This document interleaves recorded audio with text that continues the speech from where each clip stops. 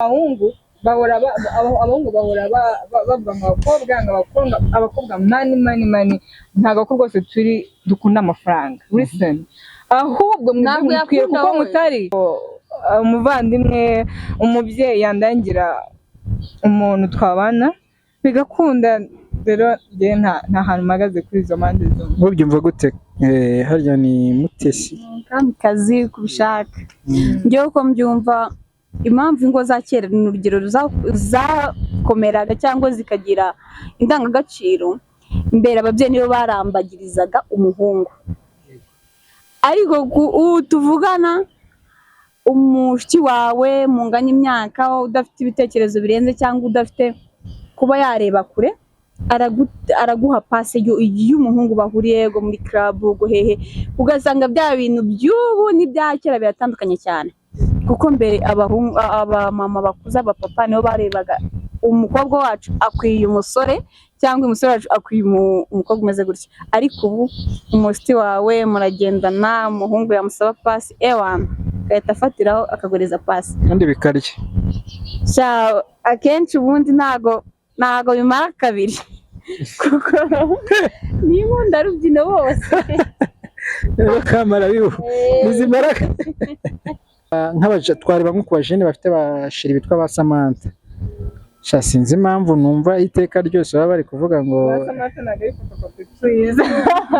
Ntago ari fotokopi ku buryo wowe uratandukanye. Samantha aratandukanye. Samantha ategereza pase.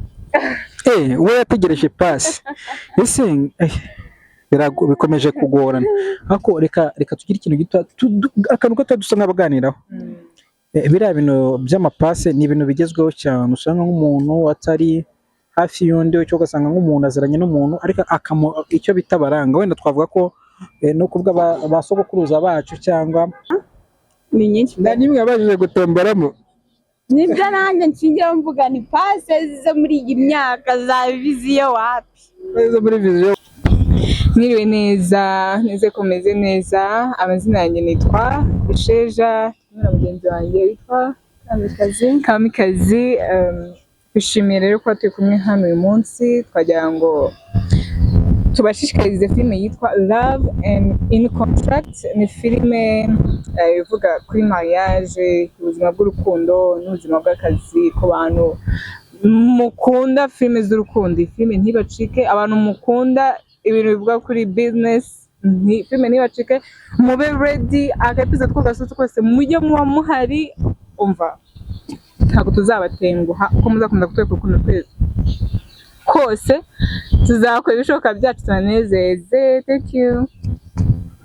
Ku bantu bakunda amapase, iyi filime ni bicike. Ku bantu bose ko bahabwa amapase n'abashiti babo, ino filime yikurikire tanu kwa tanu birebera icyo pasi ikora hano. Murakoze kandi turabakunda cyane. Ese njye nanga pasi. N'urugero rwa vindi kujye mu buzima busanzwe pasi ndazanga n'urugero. Kandi n'abandi bantu banga pasi tu. Twibaza abantu banga pase ubutumwa twe butugenewe n'ubuhe? Abantu banga pase ubutumwa bageneye akenshi ntabwo pase bigenda neza. Wenda abazareba iyi filime tuba ibanga riri muri iyi filime ryo muzakurikiye filime bakomeza tuzange cyangwa arukuntu mushaka kuzidukundisha. Mwebwe iyi filime ntizabacira ukuri kose mushaka kuri muri iyi filime. Love in Contract bishatse gusobanura Love in Contract bivuze urukundo muri contract. Uri kubyumva? Ariko hari abantu batazi contract, nanjye ntabwo ndi kuyumva. Rega neza ikigoroba mwana. Contract ni amasezerano y'akazi. Amasezerano y'akazi ku bantu bemeranya gukorana ibintu runaka, ya contract babemerera. So ibaze ibintu by'amasezerano, urukundo rwaje mu masezerano. Just nyine ni kakandi ko kureba ya filime. Hari akantu nshaka kwibaza. Ku bantu nyine bubatse ingo hari amasezerano babanza kugira n'ubundi amasezerano y'urukundo. Love in Contract n'ubundi bishatse kuvuga ngo n'ubundi iyo bagiye gusezerana n'ubundi bagirana amasezerano mu rukundo. Ni nayo ngayo n'ubundi turi kumva dusanzwe dukora cyangwa basanzwe bakora bagiye kubana, bitandukanye cyangwa nayo ngayo abantu bakora bagiye kugira gute kubana. Love in Contract ni amasezerano n'ubundi mu rukundo. ayo dusinya tugiye kubana n'abagore bacu ni amasezerano abantu bose bakora amasezerano mbese y'urukundo. Njye uko ndi kubyumva numva ari amasezerano n'ubundi dukora tugiye kubana n'abagore bacu. Ntabwo ari ibyo, ntabwo ari amasezerano, ntabwo ari voze, ntabwo ari amavoze abantu barahana. Love in contract kwa nayizi nkuko nayisobanuye ni amasezerano y'akazi bidafite ahantu bihuriye n'urukundo. Noneho baza bafashe akazi ukakavanga n'urukundo cyangwa ugafata urukundo ukavanga n'akazi, uri kumva icyo bibyara? Ntabwo uri byarasirikwe. None reka mbasaba akantu gatoya kandi sibyo, mugiye gusa nk'abereka abantu, mugiye kuganira kuri iyo filime mwese nk'abayikina mwicaye ahangaha, turebe ukuntu iyo filime abantu bumve gatoya ukuntu iyo filime ishobora kuba ihagaze kandi itangira.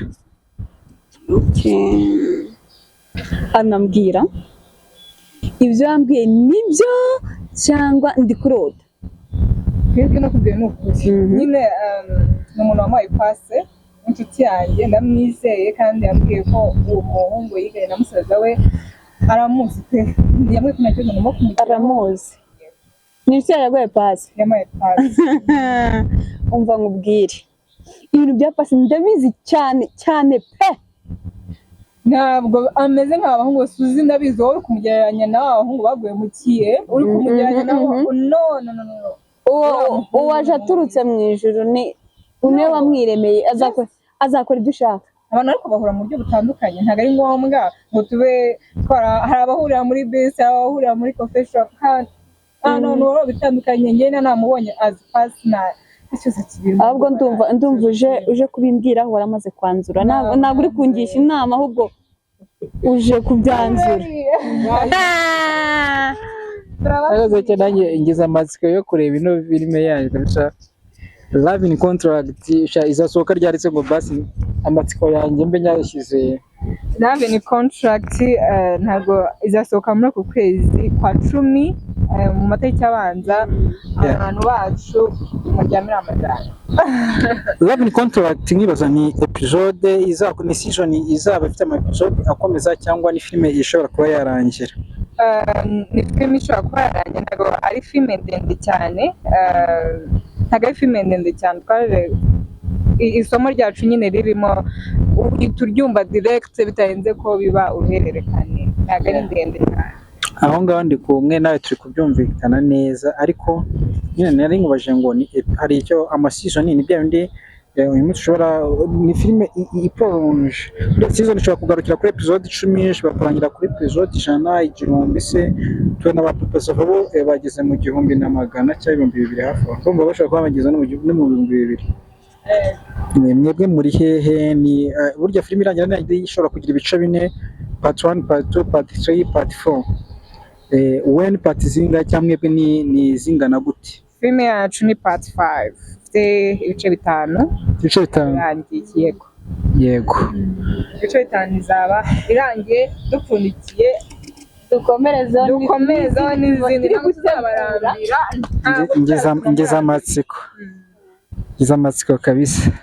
Ni ibice 5. Kandi ihangane tubwira abantu badukurikiye nyine kugomeza gukanda subscribe, kandi ariko bakomeza kugenda bategereza bihanganye ino filime igiye gusohoka yitwa Love in Contract. Irimo abakobwa bisa nk'abanga muri kugenda babona, muri abakobwa mwese? Yego. Amazina atari ayo muri filime wenda cyangwa amazina y'ubwite ni nka yahe? Njye nitwa Isheja Samantha. Isheja Samantha? Yego. Samantha njye ndabatinya. Nanjye nitwa Umutesi Jane. Muri iyi filime nkaba ndi gukina nitwa Kamikazi. Aha abakurambere cyangwa u Rwanda rwa kera, ibyo ni ibintu byahoraga bibaho, byabagaho. Na muntu ajyaga gushaka umuntu azi, yashakaga umuntu bataziranye bakabana ariko bataziranye. Biriya bintu by'amapase biri kugenda byigeze kugera igihe mu myaka yabanje nanone bivaho, none umuntu akazajya yirambagiriza ku giti cye, yamara kurambagiza akishakira ku giti cye akabana n'uwakunda. Ibyo bintu rero ngewe mbyumvisha ngo by'amapase usa nk'ubigereranya na byandi bari kuvanga ingo z'iyi minsi. Ni ingo zishobora kuba zidafatika, ni ingo zoroshye, na ngo zimara kabiri. Ibyo bintu mubihuza gute by'amapase, guhabwa amapase cyangwa no kwirambagiriza nyirizina? Rero abantu bacu ba kera ni abahanga cyane ndabemera cyane. Buriya bavuga ngo umutwe umwe wigira inama yo gusara, kandi bavuga ngo sinzi niba no mu mugani ngiye guca bijyanye utazi ntabwo bijyanye, ariko navuga ngo abantu bakuru ni abantu dukeneye mu buzima bwacu. Niba bo bari baremeye ko habaho kuranga umugeni cyangwa ukaranga umusore ukaranga umukobwa, ntabwo ntekereza ko byari ibintu bibi. Ariko nanone umuco urakura ubu ngubu, usigaye uhura n'umuntu mugakundana ukazamupresenta imbere y'ababyeyi bawe bitandukanye na mbere, ariko bitavuze ko unakoresheje uburyo bwa cyane ko uburyo bwahozeho nta kosa waba ukoze, biterwa n'ibyakonye. Dushobora guhura tugakundana ntibikunde, ariko umuvandimwe umubyeyi yandangira umuntu twabana bigakunda. Rero njye nta hantu mpagaze kuri izo mpande zombi. Mubyumva gute? Harya ni Mutesi Kamikazi kubishaka. Njyewe uko mbyumva, impamvu ingo za kera ni urugero umuvandimwe umubyeyi yandangira umuntu twabana bigakunda. Rero njye nta hantu mpagaze kuri izo mpande zombi. Mubyumva gute? Harya ni Mutesi Kamikazi kubishaka. Njyewe uko mbyumva, impamvu ingo za kera ni urugero zakomeraga cyangwa zikagira indangagaciro. Mbere ababyeyi nibo barambagirizaga umuhungu, ariko ubu tuvugana umushiki wawe munganya imyaka, udafite ibitekerezo birenze cyangwa udafite kuba yareba kure, araguha pase y'umuhungu bahuriye go muri club guhehe, ugasanga bya bintu by'ubu n'ibya kera biratandukanye cyane. Kuko mbere abamama bakuze, abapapa nibo barebaga umukobwa wacu akwiye umusore cyangwa umusore wacu akwiye umukobwa umeze gutya, ariko ubu umushiti wawe muragendana, umuhungu yamusaba pasi ewana agahita afatiraho akagureza pasi kandi bikarya. Akenshi ubundi ntago bimara kabiri kuko n'inkunda rubyino bose bakamara bibu bizimara.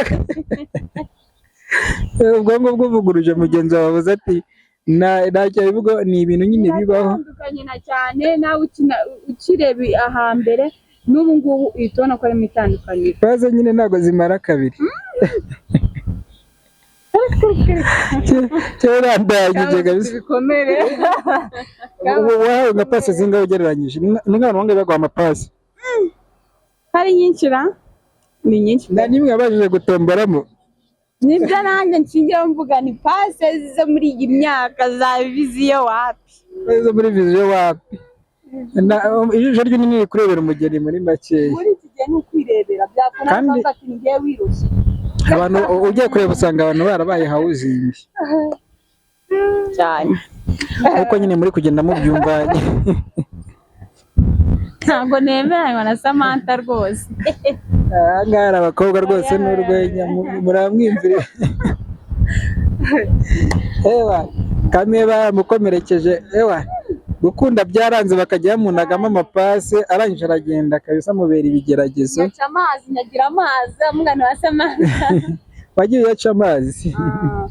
Yes, ni ukuri kw'Imana. Reka nanone ngaruke mbashimira mbabwira ngo ni ukuri courage muri iyi mirimo turimo cyangwa muri iyi mirimo murimo. Abantu bakeneye inyigisho zigiye zitandukanye mu bintu bagenda babona mu muziki cyangwa se filime nyarwanda, ukuntu ibintu biri kugenda bibaho muri iyi myaka nyine, nk'uko Kama yagiye bivuga ngo pasi zo muri iyi viziyo ni ibintu bya danje, bizarushaho kugenda bifasha nyine babandi bahabwaga amapasi bizeye ko hazavamo ikintu cya danje, bibafasha kugenda babona ukuri kose ko muri iyi filime cyangwa ukuri kose kuri hanze aha ngaha ku bintu bigendanye n'amapasi.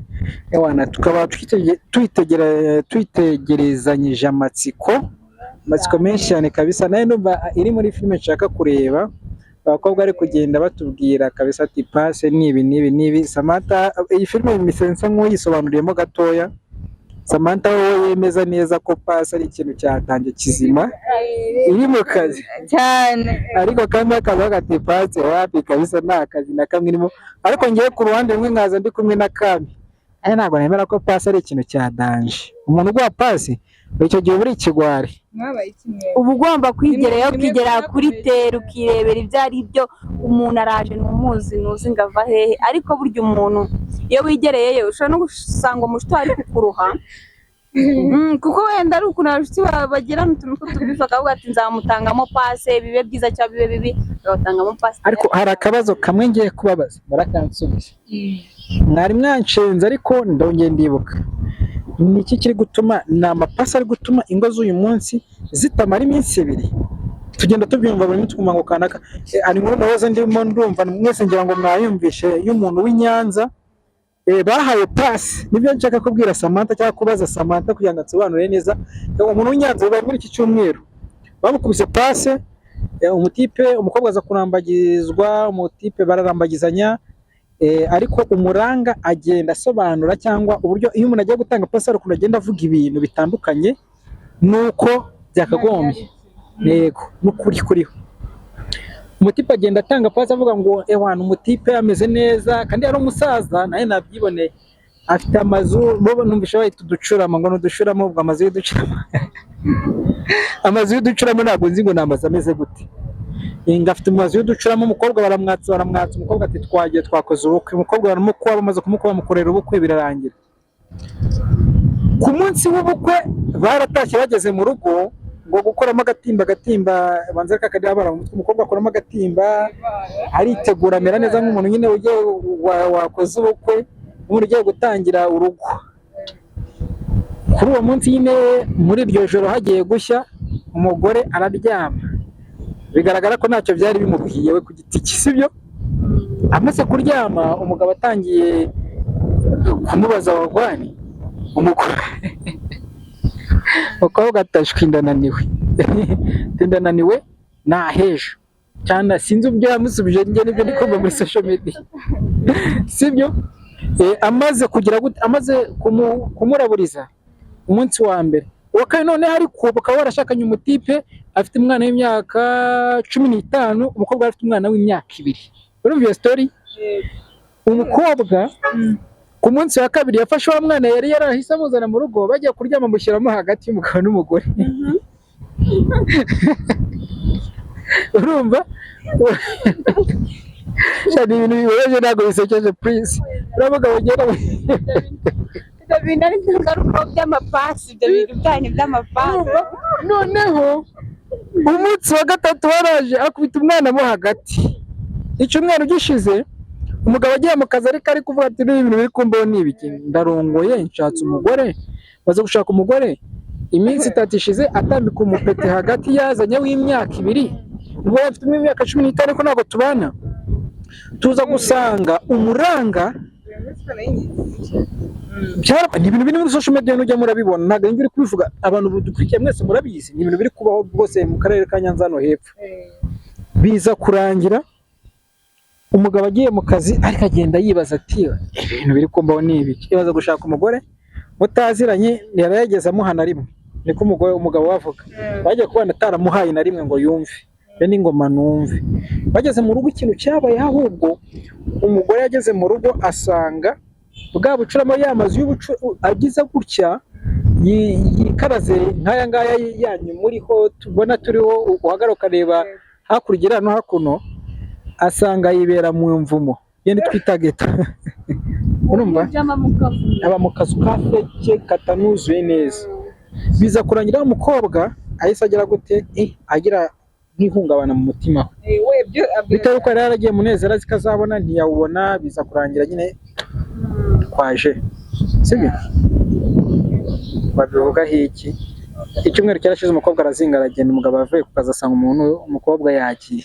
Nonse umukobwa yabanye n'umugabo atamuzi nyine n'umuranga bamuhaye pasi ngizo zanyuze byumweru 2-3 ukwezi amezi 2 umubeshya ko afite amazara umwana mu bakire. Sebukwe y'umukobwa ari kuvuga ati umukobwa agomba gusubiza inkwano agasubiza n'ibiki nimba barasezeranye ni ivangamutungo baravanze bazagabanamo 2 rero nshaka iyo chambrette iyo gete umwe azafata kumba kamwe. Nta kintu umugabo yigeze akoraho na kimwe ntacyo yakoze ko yarabisinyiye yararongoye na rimwe kandi yarakoze ubuka yarongoye oya wenda n'ibyo tubona kuri social media wasanga na bomoyo ariko ntibabivuga. bose baravuga iyo nkuru numvaga ni breaking news. Ni breaking news ntabwo nigeze ngira.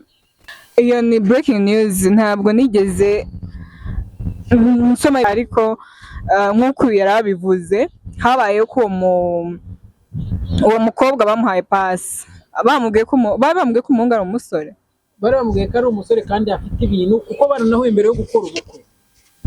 Before yuko bakora ubukwe bari bahuye. Okay, noneho ikibazo kiba ko umukobwa asanze nta mitungo agira. Oya, umukobwa bamubwiye ko umuhungu afite ibintu. Afite ibintu. Amazu y'ibicurama niyo numva gatitira bazikisho inzu z'uducurama, agacurama sinzo kuruka bakabizenze ko kaba gacuranye. Mbona izanzu zigezweho, right? Izanzu zigezweho. Nuko ubwo umukobwa ageze hano yasanga ati ntabwo nguha. Yego. Abwe mugati ntabwo ngwatabwo. Ati ahubwo ari ikintu kirenze, ndazana umwana wacu agera hagati yacu. Umukobwa ari mukuri. Uwo mukobwa listen, nta byabaye. Ntabwo ikintu nshaka kubabaza, yarashatse iki? Yarashatse ibintu cyangwa yarashatse umuntu? Abahungu murasapotingana, mufite ukuntu ibintu mushaka kugira ngo mutuzibiranye, ariko umukobwa ari mukuri 100%. Ahubwo ikiriho umukobwa yakunze isura y'umugabo, yakunze ibyo yarajemo kugira ngo n'umugabo si mwiza, ntabwo umugabo mwiza. Umugabo se barabizeza umugabo. Umukobwa ari inkwano agamaye. Ubwo tubizizo watanze pasi akajya gukabiriza ibidahari.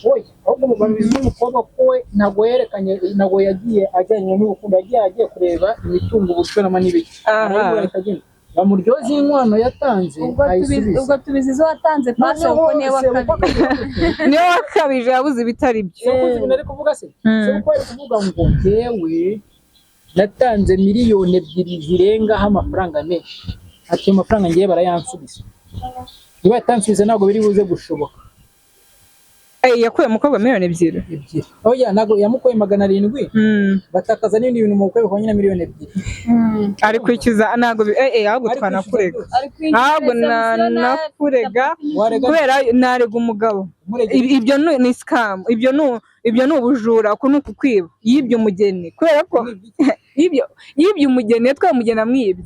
Wowe uraje urambwiye ngo ibi nibi ngibi, ufite ibi nibi, ndasaze, urangije twagiye mbona uba mu nzu, mana yanjye inzu tutamutse ngo tuyisohokemo tutanayikodesha n'inoti 1000, urangiza ukambwira ngo ngiye ngo ibintu ngo nagusezanyije, twahita dusinyura, ntabwo ibintu byakunda. Kare cyambere cyo nta kurugira, urumva umuntu udafite ukuri. Rero niyo wumvaga ko ntagukundira ubukene bwawe rwose, ntabwo wari ngiye kubyiga, ntabwo byari gukunda, ntabwo byakunda pe. Rero arasubijwe ibye. Wenda kandi yari umubyeyi, yari afite umwana w'imyaka. Ntabwo umugabo ageze akora.